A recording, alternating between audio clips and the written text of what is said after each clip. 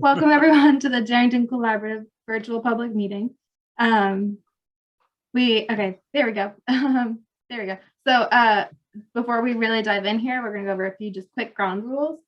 Please stay muted unless you're asked to talk or you're asking a question. We do have plenty of time built into the agenda for questions and answers. So during the presentation, if something pops up for you, throw it in the chat. Otherwise, we have plenty of time built in, so you don't need to jump in right away. And if you stay muted, that just helps limit any distractions and keeps things moving smoothly. In the same vein, if you could keep your camera off, that helps with bandwidth, which can be a problem. So at the end of the presentation at the PowerPoint here, we'll have everyone turn their cameras on and have a group conversation, which will be great. So I'm going to stop talking and pass the mic to Dan Rankin and John Owen, our two collaborative co-chairs. So my name is Dan Rankin. I'm the mayor, or I'm the co-chair of the Darrington Collaborative. And so part of what I'm up to is why the collaborative. And in 2015, we started the collaborative officially, and we started it to bring restoration, forestry, and aquatic and forest restoration to the Mount Baker Snoqualmie by trying to aid capacity to the U.S. Forest Service and to bring economic benefit to the town of Darrington and the overall Darrington community and the forest around Darrington. And I'm going to pass it to John.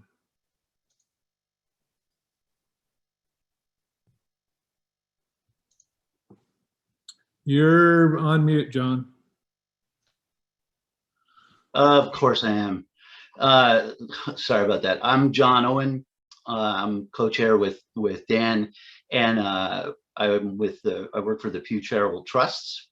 And another key component of the collaborative, by the way, that Dan forgot to mention was the STEM education component as well, what the collaborative does.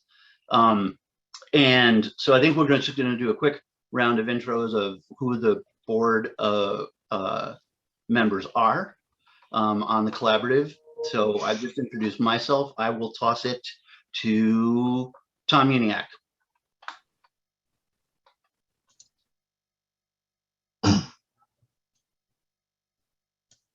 All right, I'm Tom Uniacke. I'm the executive director for Washington Wild, and I'm a founding member of the collaborative, and part of the collaborative because of the work that we do on restoring forests on federal lands, as well as looking for opportunities to do aquatic restoration priority projects locally.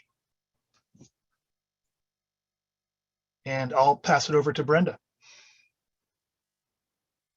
Hi, everyone. My name is Brenda Medina. I am a conservation manager for the Wilderness Society out of the Seattle office. I'm a proxy for my boss, who is the state director for the Wilderness Society in Washington State. And Angelina. Hey, good evening, everyone. I'm Angelina Ngari. I'm the collaborative forestry manager for Hampton Lumber. I cover the state of Washington, and I am a proxy for Tim Johnson, the mill manager for Hampton Lumber. And do we have Paul Wagner on the line? Not right now. Okay. Dan, you want to talk about? Oh, sorry, go ahead. Yeah, Paul Wagner is associated with the Atterbury Consultants, a forestry company that provides forestry services across the Pacific Northwest, and a Darrington resident. Okay, and I think we also have Oak Rankin. Hello all, I am Oak Rankin. I'm the executive director of Glacier Peak Institute here in Darrington, coordinating the youth programs happening at the school in the forest, getting youth out working with the Darrington Collaborative. And another voting member that is not attending this evening is Steve Skagland. He's a part owner in Three Rivers Contract Cutting, a Darrington logger, logs primarily for contract logging. Yeah, and then one other board member who's absent is Tom O'Keefe of American Whitewater. And I think that's everybody. Did I leave anybody off? You got Mike Town there, Tom. Oh, right. Sorry. Mike Town is just recently retired Tesla STEM high school educator, big leader in the state and even the region, and in many ways the country on STEM education, and really helped Oak and the collaborative with the STEM education stuff, getting it off the ground. So that's the collaborative board, and I'd like to ask attendees to introduce themselves in the chat, and we'll get on our merry way here. Thank you.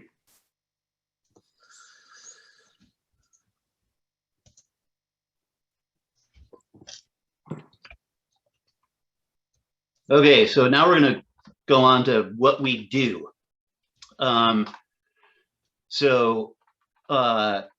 We are focused on as Dan said, ecology, economy, STEM education, and we have a series of shared goals that we hashed out at the beginning that are a key set of bullet points that you can find in their complete form on our website at darringtoncollaborative.org. And we'll just highlight 3 of them for you right off the bat that do a good job of summing things up. So increase acres treated and total harvest volume produced in forest restoration projects under the Northwest Forest Plan, and the number and footprint of aquatic and other non-harvest related restoration projects.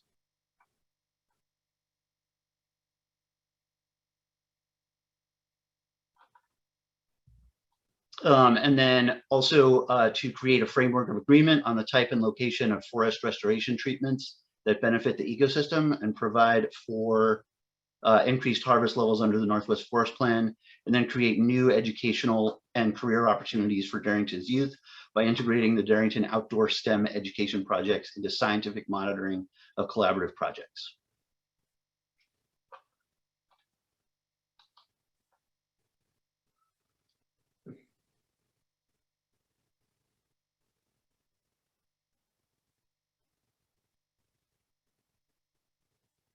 Great. So we're just going to briefly go over tonight's agenda.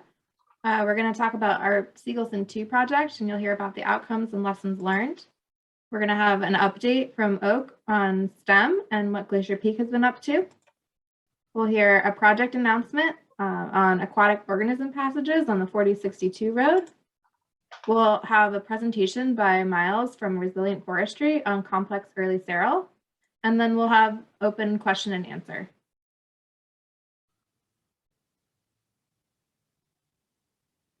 So with that, I'm going to pass this to Angelina.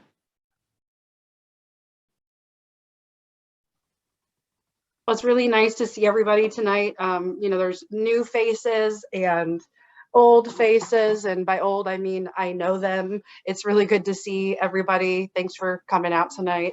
So I'm going to talk a little bit about Seagleston 2. It was our second project, and it was a 70-acre forest health commercial thinning about 5 miles northwest of town off of the Forest Service Road 18. And the thinning took place in a second growth stand of western hemlock and Doug fir. It was about 60 years ago that it was last clear cut. So it was just a plantation that we used different thinning densities, including skips and gaps, to increase forest stand complexity and resiliency. We also used no-cut buffers and riparian reserves to protect fish and wildlife habitat and other aquatic organism habitat while fitting in the outer riparian reserve to promote old growth characteristics. And you can see in the picture on the right side, there's that thicker strip. That's actually the buffer area where there was no cutting, so to protect that aquatic resource. On the next slide, We also implemented some aquatic work in the Siegelson Creek drainage, and that included 4 aquatic enhancement projects, removing and replacing non-functioning culverts, upgrading the road system, and abandoning and putting it to bed roads that were no longer needed. These activities actually help to meet aquatic aquatic conservation objectives in the Northwest Forest Plan, like water flow restoration, to assist in the recovery of fish habitat, riparian habitat, and water quality. They also help to enhance hydrological flow patterns by bringing the targeted road system up to modern day standards.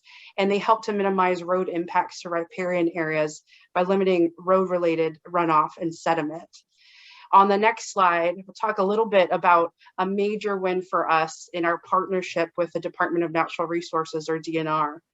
When our Forest Service partners were close to finishing analyzing the project, we learned that they didn't actually have enough capacity to bring it across the finish line.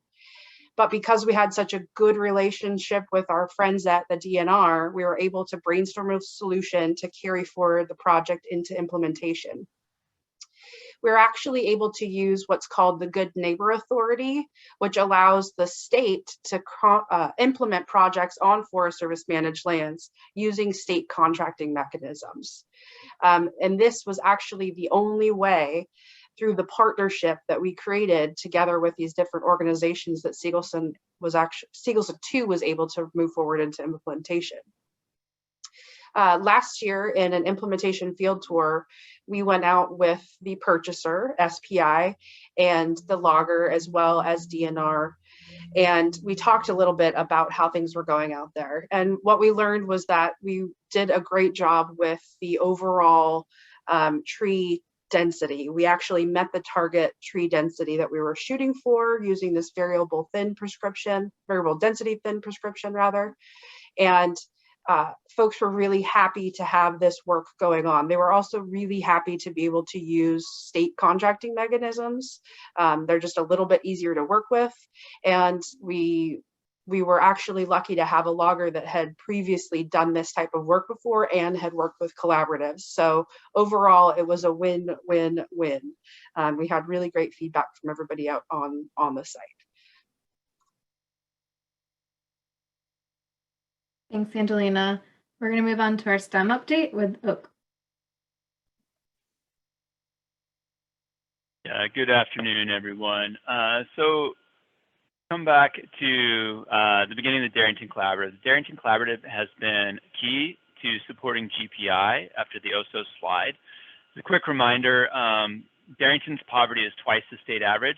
Our household median income is less than half the state average, around $38,000 per year. And over the last 30 years, schools have been cut by over a third. Money that's often intended to help these rural communities, timber communities, doesn't often arrive, like secure rural schools. That money is intended for timber schools. Of that money that's allocated for schools, Darrington School District only gets $900 despite being the poorest one. And so looking at that we have at-risk youth, they're struggling before the slide, how do we move them forward? And if we think about this, and kids are no longer getting outside. The collaborative has been key to creating opportunities for these youth. If we look at the future, these trees that we're cutting are going to grow for another 30, 40 years or several hundred years. The management is going to go beyond this generation. And so it's really key and vital, in my opinion, for collaboratives to involve the next generation. And we do that through our STEM programs. These youth are going to be the problem solvers, the adults solving the problems, and seeing the solutions that we came up with here in these meetings today. Through the North Fork Stille, we paid youth to be out sampling, and these are high school students, paid them out for some of their summer work to be out doing some of the stand exams for this, seeing the effectiveness of the cutting that occurred in these areas, and contributing that to the Forest Service as well. And at least several of these youth are interested are going to continue to pursue careers in the outdoors. In fact, I think all of them are that are present here today. A number of them said that these experiences were vital to their future, as well as several of them pursuing degrees interested in environmental sciences. And so when we think about Darrington, it's it's vital to have these opportunities. There's the opportunities that are in our urban areas don't oftentimes find the way up to Darrington. Those programs aren't budgeted to come this far. And the rural resources that exist and the abundant opportunities aren't readily accessible from the school after so many cuts. And so what we're really doing with GPI and at the Collaborative is creating these opportunities for the youth. We think about this and the different economies that exist out there. There's the restoration economy, there's the recreation economy, and then there's our timber economy. Oftentimes these economies skip over these rural communities and they don't directly benefit them as much as it's made out to be. So we're looking at how do we start to benefit this more through getting the youth outdoors and having these jobs that are created and be those ones able to fill those jobs that are out working in our backyard. GPI runs hundreds of programs in the outdoors for the school for free for the kids and youth. And what we're doing in the Darrington Collaborative is really helped through funding this, as well as we've gotten other funding from Secure Rural Schools to develop outdoor work programs combined with this. And we're leveraging new partnerships to develop other work, getting kids out doing restoration work with the Snohomish County Conservation District, as well as Skagit Systems Cooperative Group. And really this is vital to having a future in these rural communities is inclusion of the youth and them seeing a possibility in a future where oftentimes, so many times they see them, that's been taken away. Yeah, thank you.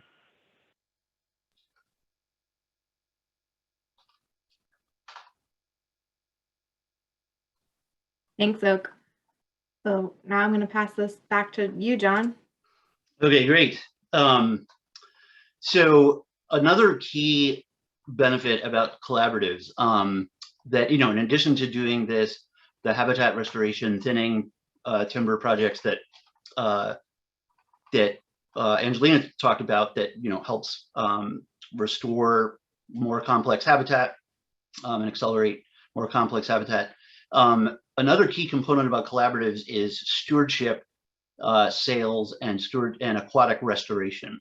And a stewardship sale is a special type of sale class that can only be used if there is demonstrated collaborative support by a collaborative on the forest. And what stewardship sales do is they allow the Forest Service to include restoration projects into a timber sale contract. That's one way. And in addition, all of the receipts from the timber sale, which is sort of a complicated way of saying the profit that the agency generates from the timber sale, they all stay on the national forest versus being sent to the Treasury where ordinarily it would go, typically go if it wasn't a stewardship sale. And the profits from a stewardship sale are then invested into a non-harvest related restoration project that must be identified at the front end of the sale planning and so process. And typically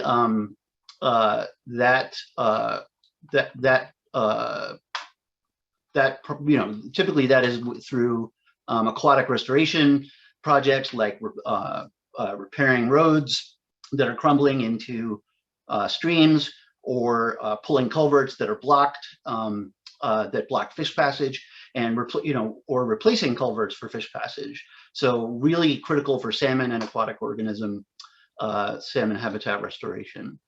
So yeah, let's see.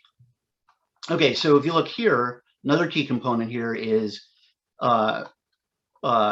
around aquatic organism passage. This is one of the types of stewardship projects that we, aquatic stewardship projects that we've been able to accomplish through our two pilot sales, Siegelson 1 and Siegelson 2.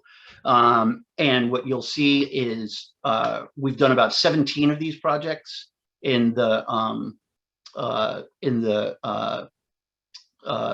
Siegelson 1 and Siegelson 2. Reconnecting about 7 miles of critical upstream aquatic organism passage, as well as improving water quality at stream crossings on the next slide, which is the Clear Creek Road stream crossing repairs and repair hardening. And if you saw on the map previous, those red dots show the different places where we're doing culverts and Clear Creek Road stream crossing. So you can see a before and after of some of the types of road repairs. This was done with the retained receipts generated from the habitat restoration thinning timber sales that we did, where it generated about $200,000 in retained receipts that the forest was able to keep on the forest to be spent on these aquatic projects that are critical for water quality and salmon habitat. So for example, the before is along the Clear Creek Road. That's an old place where one of the streams that drains down into the Sauk was crumbling. It was old, it was crumbling. You can see the rebar and the concrete, and it was dumping way more sediment than it should be into the river downstream. But you can see on the right is the after photo where through the funds generated from the sale, we were able to harden stream crossings all along the stretch of Clear Creek. I forget how many miles up, but quite a lot of repair road. So it dramatically improved water quality and upstream, aquatic organisms, streams, and of course water quality for the Sauk itself. And so with that, I'll turn it back to Sally. Thanks, John. And I'm going to pass it to Angelina.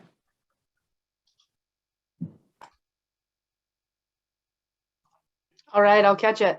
So one of the areas that we're looking to do some more aquatic organism passage work on is in the South Fork, Stillaguamish, off of the 4062 road that goes out to Boulder Creek. It was back in the fall of about 2021 that we actually brought together our Forest Service and Department of Natural Resource partners to discuss 2 aquatic organism passages on the 4062 road.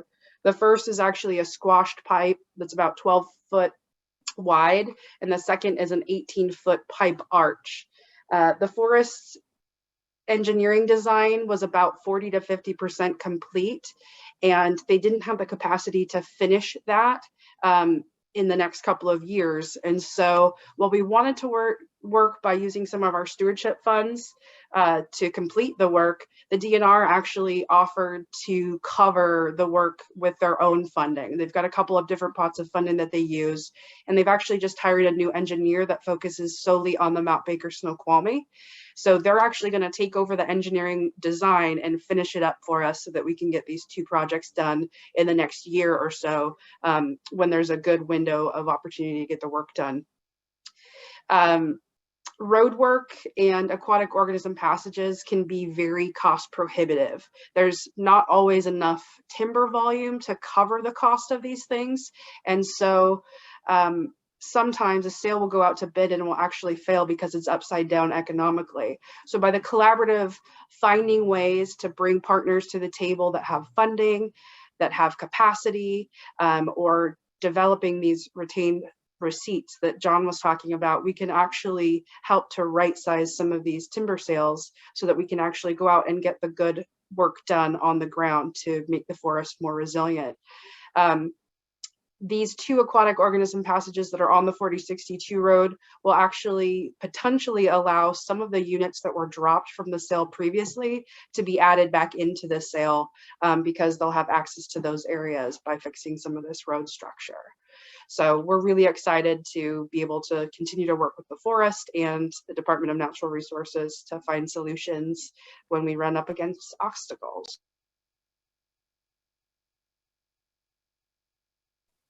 Thanks, Angelina. So we'll move on to complex early sterile presentation by Miles, and we'll begin with an overview by Tom. Yeah, well, thank you. So this is Tom Uniak. I'm a member of the collaborative, and the collaborative looks at opportunities for restoration. And part of that means staying knowledgeable and up to speed on trends in forest management. And we look to our consulting forester, Resilient Forestry, to help us with understanding the different techniques that are available, education about ecology and how different forests respond to different techniques. And we also rely on them to actually do the field work on the ground on the collaborative projects that we're involved with, where we're adding and helping with capacity to the Forest Service and other agencies. So Miles Lefebvre is the co-owner of Resilient Forestry. He's here tonight, and he is going to share that presentation that he shared with us, which is focused on a concept of complex early seral, which is a underrepresented forest stand on the Mount Baker Snoqualmie National Forest, which actually has a lot of ecological benefits. This is a dimension of forest structure and management that the Collaborative is interested in and considers a viable method for achieving our restoration goals. So we're interested to learning more about it, and Miles is able to share that with you tonight. So I'll turn it over to Miles. Thanks, Tom. Can everyone hear me all right? Yep, that's great. Just let me know when you want to change slides. Yeah, go ahead. Yeah, so I want to talk about complex early seral, which is a specific stage of forest development. But before I get to that, I thought I would start with something that we're all probably a little more familiar with, which is old growth. When I say the term old growth, I'm sure that all of you get a pretty clear picture in your mind of, what old growth looks like, what it feels like to stand in an old growth forest. And you can probably, come up with a list of ecological functions and benefits that old growth has for our ecosystems, our landscapes, our communities.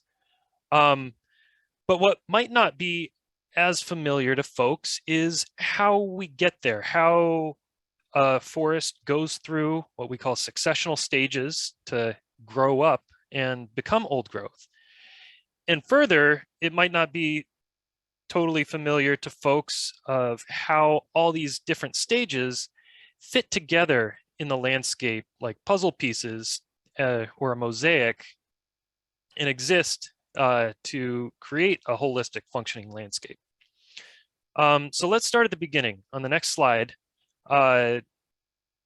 forests are initiated by some initiating event, whether that is a clear cut, whether it is a wind throw event, whether it's a fire or a landslide, something comes along and resets the stand. And at that initiating event, we start with what's known as early seral, sometimes called pre-forest. And it's called pre-forest because it's prior to trees being the dominant vegetative factor on the landscape. Early seral can look like a lot of things. In its simplest form, there's very few to no kind of legacies or remnants of what was there before. It's dominated by one or two species. And in an industrial context, this normally only lasts for a few years before the trees reclaim the site. I want to make one point clear is that when we're talking about complex early seral, this is not what we're talking about. This is a different thing. So on the next slide, this is complex early seral. Complex early seral has a lot of legacies. It'll have, maybe remnant old growth trees. It will have a lot of dead standing and large logs on the ground. It has a huge variety of understory vegetation. In fact, complex early seral forests are characterized by being the most biologically diverse stage of forest development, period, including old growth. There's just such a richness of understory species, and that has a lot of implications for wildlife and habitat creation. And in contrast to simplified early seral, complex early seral can last, upwards of 40 or 50 years when allowed to regenerate naturally. But eventually, on the next slide, you'll see that early seral forests will be reclaimed by trees. An event called canopy closure happens where the canopies interlock and close and shade out that understory. And you enter the young forest stage. And what's important to know about the young forest stage is that unlike the complex early seral stage, the young forest stage is really biologically simplified. And that's due to the fact that, there's only a few tree species that reclaim a site right away after a stand initiation. And so you'll have these pioneer species that come in, they shade out all the understory, and then you only have really one or two overstory species. Also at this point, a lot of the logs and snags have rotted away, and you don't have, recruitment of larger trees to replenish that, which is why this stage of forest development is often called, a biological desert. There's really not a lot of functionality that you get out of these young forests for, ecosystem function or, habitat creation or those sorts of things. On the next slide, you'll see that young forests eventually become mature forests. And this happens when, the canopy starts to open up again, you get some gaps. I won't go into this too much, but just know that mature forest is sort of the teenage years. It's when we're going from this simplified young forest and transitioning into old growth forest, which is on the next slide. We all know what an old growth forest is. We know that it has really high levels of, logs and snags, has high levels of structural complexity, has lots of habitat opportunities. It's great for snow retention, which aids in stream flows. After complex early seral, it's the second most biologically diverse stage of forest succession, which is great for wildlife. Yeah, there's a lot to love about old growth. And so to recap on the next slide, forest starts with a disturbance event and creates early seral. And then it goes to, on the next slide, canopy closure event, which can happen, anywhere from 5 to 50 years after that initiation. And then on the next slide, that canopy closure event will be the initiation of a young forest stage, which can last another, 50 to 100 years. And this is the point, in a commercial context where a stand is harvested and this cycle is reset. But if it's allowed to continue, on the next slide, you'll see that it develops into mature forest, which can last another 50 to 100 years. And then finally, on the next slide, that mature forest becomes old growth forest. And so you can get this picture in your head of there's all these different stages of forest development, and the entire landscape doesn't exist in any one of these stages at any given point in time. It's really a patchwork of all these different successional stages existing all at once, and each providing unique ecological functionality to create a holistic functioning landscape. On the next slide, you can contrast all this diversity of forest structure with what you would get in an industrial setting, which is fewer of these structural stages, and which, if this was the context of our entire landscape, you wouldn't be getting all of that functionality, which brings me to the next topic, landscape scale considerations and how those go into how one might manage a landscape. So the conditions we have on the Mount Baker Snoqualmie National Forest and on a lot of forests of this region, or the West in general, is we have too much young forest. There's a history of management that resulted in a overrepresentation of young forest. And what's well known is that there's an underrepresentation of old growth forest. We historically have estimated that we had around 25 to 75% of the landscape in old growth forest.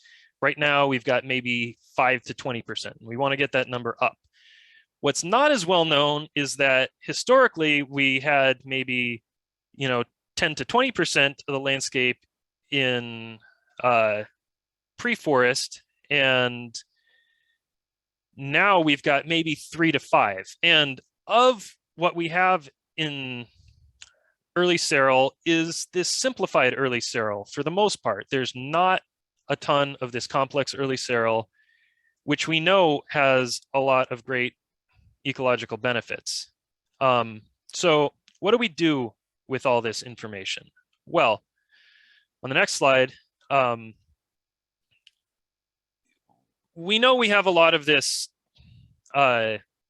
young forest, and we know that this young forest is not providing all of the functionality that we would want for the diverse needs that society places on our forested landscapes. we have options for what we can do with these. Historically, we followed this industrial cycle of clear cutting and regeneration. But moving forward, we have different pathways available to us. We can, an individual who wants to manage these landscapes could consider creating complex early sterile, which, I don't want to get into how you do that, but it's different than clear cutting. There's ways to create complex early sterile that really focus on providing those ecological benefits, and balancing management objectives rather than just resource extraction as the sole goal. Another option that folks might be more familiar with is thinning to accelerate structural development and really move towards old growth. But the main takeaway is that we have a lot of options, and that looking at the whole landscape and those proportions and those distributions, we can really think about how we want to collectively as a community, how we want to manage these forests to really build that jigsaw and build that mosaic to achieve the ecological functionality that we want. All right, that's it for me.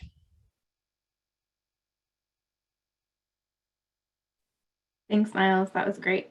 So thanks everyone for coming tonight. And now we'll open it. I'm going to stop sharing my screen and we will open this up for questions and answers.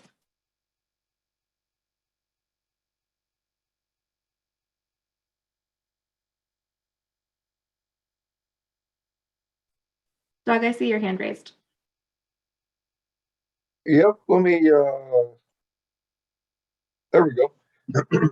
So I really appreciate, the work that the collaborative has been doing over the years, truly. And I think you all know Hampton's committed to the collaborative. Angelina, specifically was hired a number of years ago to help support, the work of the Darrington Collaborative and others as well.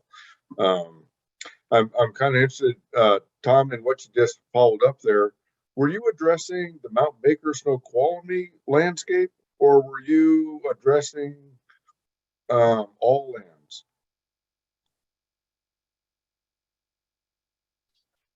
Well, I think Yeah, you're referring to Miles or To Miles or Tom? I'm sorry. Yep, I'm sorry. I thought that. Yeah, I'm sorry. That was Miles. Excuse me. In that last presentation. Well, in the context of this presentation that I gave and this information that I'm sharing with the collaborative, this is an issue that we're aware of on the Mount Baker Snoqualmie, but it really is a broader regional issue. It's a stage of forest development that we know is really underrepresented across Washington, Oregon, most of the Pacific Northwest. Okay, so thanks for clarifying that. I thought like the collaborative was focused on the Mount Baker Snoqualmie specifically and not the entire, forested landscape. And so I was getting a little confused on your presentation there on what you were trying to address. And, some of the photos that you had there, it was interesting on the young forest. Was that complex early sterile that you were showing there that had developed into young forest?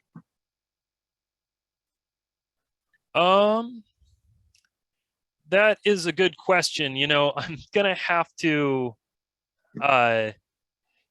say that I can't say for certain because those photos specifically were provided by my business partner Sean. But looking at those images of young forest, based on the density of those conditions, it really looks like a legacy plantation to me, or definitely. Yeah, that's fine. I was just trying to follow what you were describing, and but it's a good question because the type of young forest that you get from complex early sterile is going to be different from the type of forest that you get if you were to do artificial regeneration.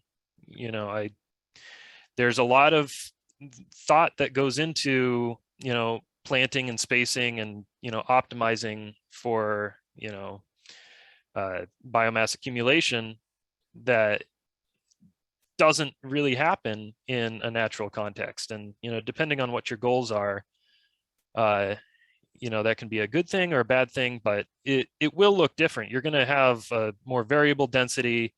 You're going to start to get, different ecological features more quickly. And, you're going to have a better chance of developing that structural complexity unaided out of a naturally regenerated young forest that developed out of complex early seral, versus if you just have some legacy plantation that was planted at even spacing with the monoculture and then you just let that go and you didn't do anything with it. So yeah, that's a good question. Yeah, sure. I just didn't expect much of that was happening on the Mount Baker. And I think that's a great question, Doug. I think to put it in a little bit of perspective here, and I think Tom was trying to get at this, as a collaborative, we're just trying to look at and stay on top of the different management techniques that are happening throughout the Northwest. And so we know that complex early seral has been brought up, and as a group, we wanted to educate ourselves on what that really looks like. And Miles helped us really understand, the concept and theory behind it. We have, looked to other collaboratives who have tackled this. So they have, on the Gifford Pinchot collaboratives have looked at this concept before. And so we just kind of bounced back and forth ideas. And so this was, we thought Miles' presentation was super helpful for us. And so we wanted to share it with the wider audience. So you're right, we are focused on the Darrington district and the Mount Baker, but we are just looking generally at management techniques happening elsewhere so that we can stay on top of things. Yeah, sure. That's great. Thanks. Yeah. Are there other questions?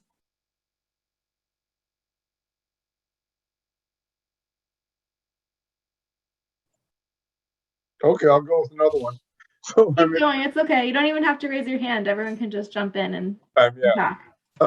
So I'm interested from, all the collaborative members, I guess, I have taken the opportunity to, sign in to watch your, public meetings when you have when I can. And so I'm interested just generally how you feel your progress has been. And, are you achieving, what I consider, more short-term goals? And if not, what are the barriers that you're finding that are keeping you from achieving them? Sure, I'll grab the first part of that. So in the beginning, we were looking at C's categorical exclusion projects that are under 70 acres. And we accomplished that in our first 2 years of being an organization. And so in the short-term goals, we were meeting those. Siegelson 2 came on the heels of that. And most of that work was done, either through volunteer or some other funding mechanisms that aided us into delivering a packaged project to the Forest Service. Washington State DNR stepped in and funded us a fairly large chunk or gave us some funding so that we could expand our project area and our project size. And so for the last couple of years, we've been working on a environmental assessment on what was once a 30,000 acre environmental assessment on the Darrington Ranger District to looks like what is going to be a 65,000 acre environmental assessment. And so it kind of looks like we've been quiet since Siegelson 2, but it takes a lot of time and energy and effort to bring that large of a project to the table, and with our partners at the Forest Service and fitting their schedules and their capacity levels. We feel like, yeah, it's taken us a while to get here. We thought we could move a little bit faster, but we're getting very close with that project launch, and are really excited about the opportunity to look at that 65,000 acre EA. Does anybody else have anything to add?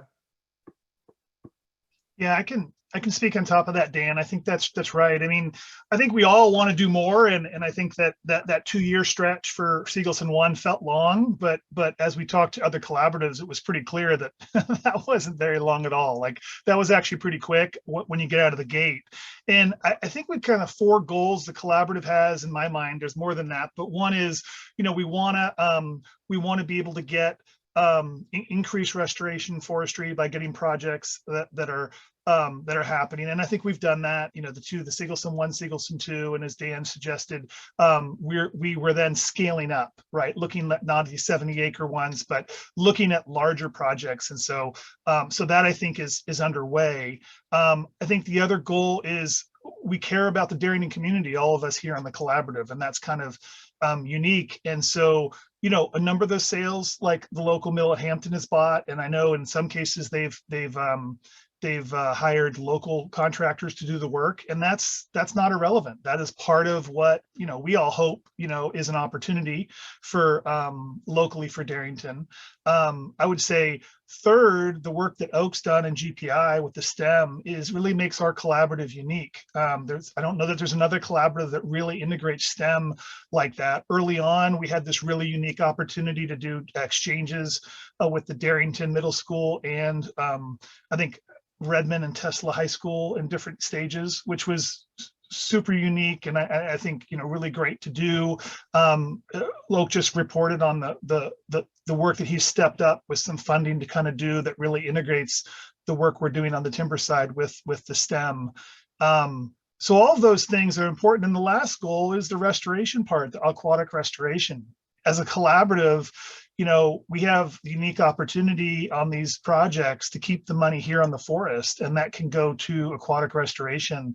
John talked about the Clear Creek Road and the work we were able to do there, and we're working to identify other projects like Fish Passage and other projects that we can use those retained receipts to apply to. So definitely want to do more. This is kind of like 25-mile-per-hour speed limit, it feels like, but I do think with some context and other collaboratives, I feel like we're definitely getting some things done and want to get more done. Yeah, and I think this is John. Just to chime in on that, I think the other thing that's a key thing is that what we have been able to do is absolutely, it is added, it is additional, it is projects and funding and resources and thinning that would not happen without us. But for us, those things would not have happened over the last 7 years. The Mount Baker Snoqualmie would not have been able to do it. And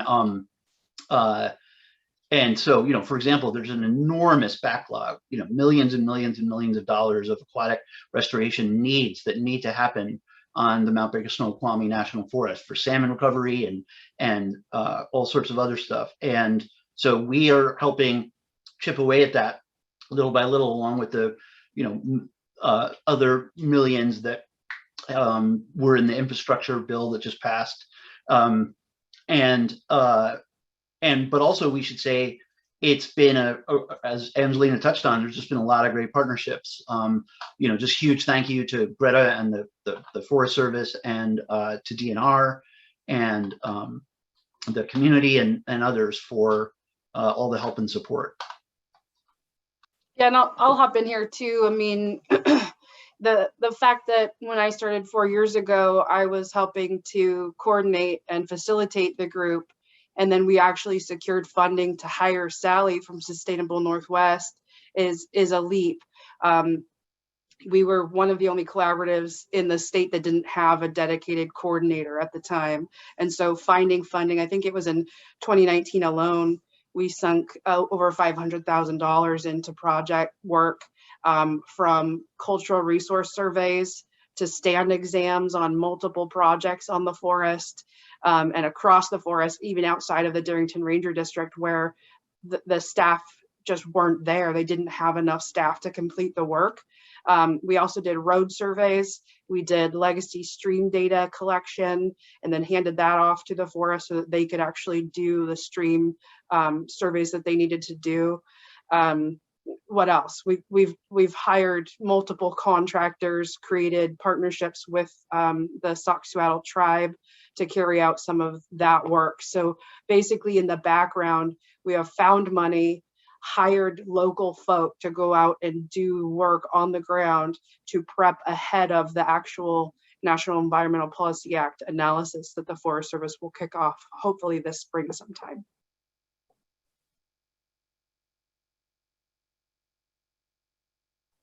I think that's right. And I think there's a lot of exciting projects ahead of us. I'd say that we have spent the past 2 years really doing more of the behind the scenes work. So, it's not as, it doesn't make the headlines to say we completed a cultural survey, but those are the types of things that we are doing and getting done.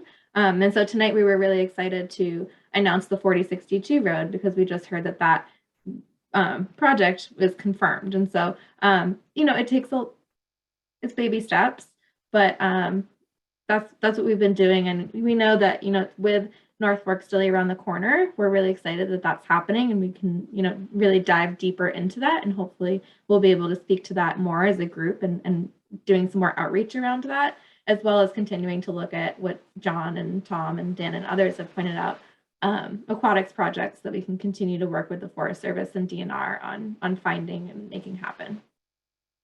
Yeah, if I can, I really appreciate, what you all are, excuse me, all are working on and what you described. I can't underestimate or understate how important the work is that you're doing on behalf of, I'll say, the community, but no question selfishly. I've said that before, I think, to this group, on behalf of Hampton and the Darrington sawmill in terms of how important a steady long-term supply of timber is for our sawmill in the community. And that's ultimately what's going to fund so much of that work that gets done, restoration work on the forest. Today earlier, a lot of you probably saw there was an announcement by the Commissioner of Public Lands, Hillary Franz, where they're going to lock up some more acres, stated for carbon projects that are going to take those acres out of production in terms of producing timber volume. Somewhat similar in a different vein than what happened on the federal forest years ago. But ultimately, it is, the volume of timber that can be harvested through, we'll call it restoration activity, good sound forest management that's protecting all the resources that's going to sustain an industry that funds much of the work that, we want to see accomplished on the federal land. So thank you for what you guys are doing. I know there are a couple of representatives, I think, at least one that I can see, from the district there. So from the Forest Service's perspective, I'd be interested to hear their, I guess I'll say, kind of assessment or comments on what they can do, for you as a collaborative to support you. Yeah, and I was going to introduce Greta Gretchen Smith, the Darrington Ranger District District Supervisor, and see if she has anything to add. We also have Colton Wentworth from the Mount Baker Snoqualmie. I don't know. I don't see anybody else there. Greta, if you or Colton have anything to add. Got Sam as well, Dan. Sam Hawkins is on as well.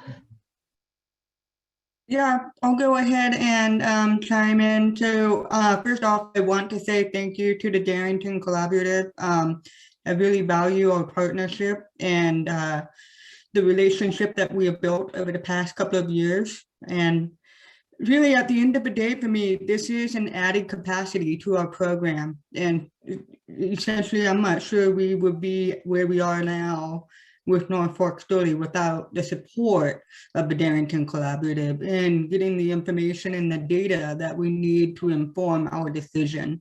And so, I know that I'm not sure who it's, Tom, I think it was Tom that said it feels like we're moving at 25 miles per hour. Well, on the inside, I would say that we're moving at highway speed. So, it's different perspectives, right?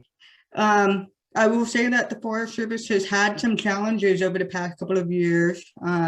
We've been seeing a change in budget, and we are working with our partners and through Good Neighbor Authority, like Angelina told us about, to really kind of look at what we need to do and how we can best inform our analysis to get to a decision. And so I believe that what we do as an agency is beneficial for the landscape, and that the restoration opportunities that are out there are multifaceted and long-reaching. So it was really interesting to listen to Miles' presentation on complex cereal. That's a really interesting, I guess, idea that I'm going to need to wrap my mind around. Does that give you a perspective of where we're at, Doug? Oh, yeah, that helps. Certainly. Thank you, Gretchen. Great. Yeah, and I want to offer Sam or Colton a chance to chime in if they have a on-the-ground perspective that maybe folks would be interested in hearing on. Hey, Colton. Hi, Greta. Thank you. Thanks, everyone. I would just really want to echo really what you said. I don't think I can say too much more to add on to that.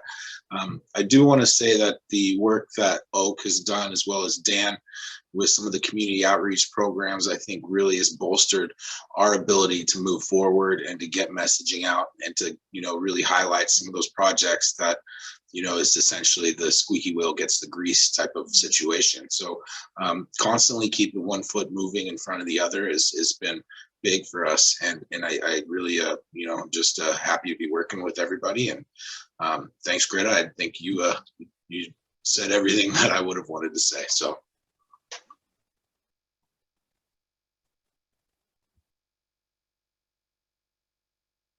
Hey, Sam.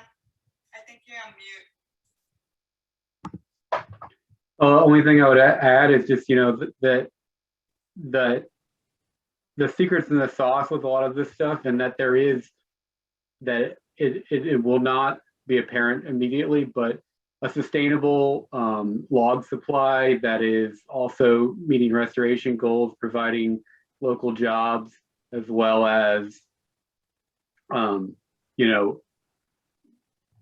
increasing roads for recreation and meeting aquatic organism objectives. Like those things all work together, and it is the goals in this particular instance of the collaborative and the Forest Service in general are really matching up, and that's all I want to say. Great, thank you for that, Sam, and you're absolutely right. I mean, everything out there on the landscape is intrinsically linked. And so when we start looking at, what does it mean to work in the North Fork Stillaguamish watershed, we can't just take a look at one component. We're looking at a variety of different components and how they all rely on each other. And, gosh, at the end of the day, sometimes I'm just like, okay, where do we even begin? And I don't get so overwhelmed like that now. Because the Darrington Collaborative has been there to help me get through kind of the initial framing. And so I'm pretty excited. North Fork Stoli should be coming out here pretty soon, and we'll be engaging with the public and hopefully have a good product that we can bring forward.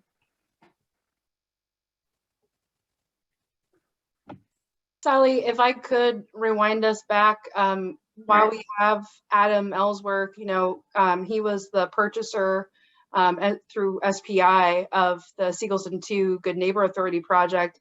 Adam, if you're on and available, would you mind sharing, since we've got a couple of Forest Service folk here that didn't make it out in the field with us, about what that sale meant to SPI, how it benefited, and the good and bad and ugly of that? Thanks for inviting me, Angelina. I appreciate it. The Siegelson 2.0 project, we were fortunate enough to purchase it in a time when the lumber market was really marginal. There was not a lot of margin left in it, but we were able to make it work. The contractor we chose had experiences with the GNA projects in the past, so we felt like that was a good fit. Overall, it was a good sale. We got a lot of good work done on the ground, and we really appreciate the work that the collaborative's been doing with the Forest Service to put out projects like that, and hope to see more in the future.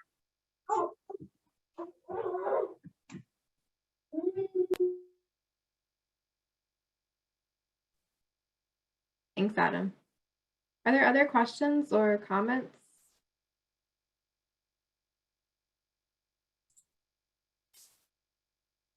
There he is. I was going to say we've got a Wagner sighting. Yeah. Welcome. I just wanted to bring another perspective in, which is if I put together a forest practice application, under Washington state rules, once I turn it into the DNR, they've got 30 days to approve or disapprove.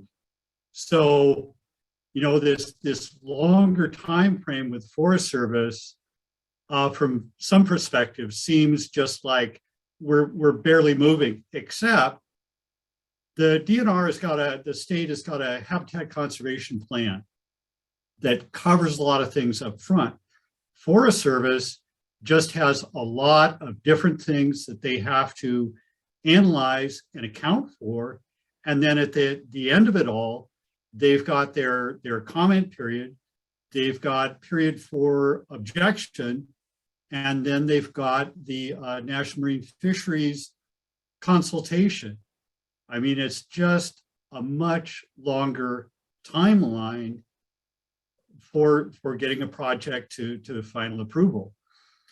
The other thing is, on the state side as well, there was a process known as RMAP, where roads were brought up to essentially modern negotiated standards for fish and sediment and everything. And that was originally 10 years. It was extended to, I think, 15 years, and millions of dollars from the private timber companies went into doing that. So, we are just starting on some of that, and it is going to be a very long process. And, we're going to be learning and getting better and working with the Forest Service to get everybody better, because one of the, to my way of thinking, one of the cool things about collaboration is the opportunity to learn, what works, to make mistakes. Making mistakes is just something that happens, and learning from that, moving on. Miles' presentation was a great example. Here's a new concept. Can we do that? Can we do it and combine it with other things, such as areas of snow retention, which some of the tribes are looking at for water yield, because they're concerned about drier summers and stream flows for salmon. Can complex early cereal coexist with huckleberry management, some of the upper elevation areas? There's so many opportunities. And then we've got weather that just shuts things down. I mean, lots of areas we'd like to go into right now, and the snow is at about 2,900 feet. But yeah, it seems slow sometimes, but we are moving forward, and I think we're getting better at it. That's it. Thanks, Paul. Well, if there are no other questions, we are always available. If anything pops up, feel free to reach out to any of us. We're happy to chat. And if not, this webinar was recorded and will be posted on our website, so you can always go back and watch it. And thank you all for coming tonight and participating. You'll hear from us soon. Much appreciated to all of our partners here today, and look forward to continuing our work. Thanks a million. Yeah, thank you, everybody.